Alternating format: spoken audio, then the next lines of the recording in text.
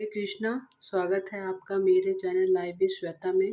मैं श्वेता चौधरी। आज हम इंदिरा एकादशी व्रत कथा श्रवण करेंगे।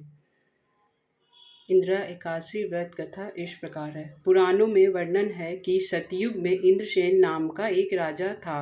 वे महापराक्रमी, धर्मनिष्ठा और विष्णु भक्त थे। उनके राज में प्रजा सुखी और संपन्न थी।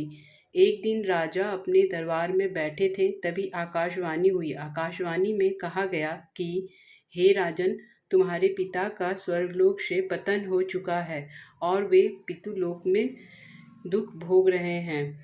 यह सुनकर राजा अत्यंत व्याकुल हो उठा। उन्होंने पितरों की मुक्ति के उपाय पूछे। तभी देव ऋषि नारद जी प्रकट हुए। उन्होंने कहा, हे राजन, अश्विनी मास के कृष्ण पक्ष की एकादशी को इंदिरा एकादशी कहते हैं। इस दिन उपवास, पूजन और श्री हरि का स्मरण कर व्रत करना चाहिए। यदि आप इस व्रत का पालन करें और उसका पुण्य अपने पितरों को अर्पित करें तो वे अवश्य ही पितृलोक से मुक्त होकर विष्णु लोक में चले जाएंगे।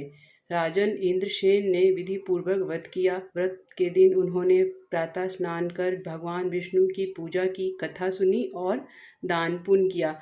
अगले दिन द्वादशी को ब्राह्मणों को भोजन कराया और व्रत का पारण किया।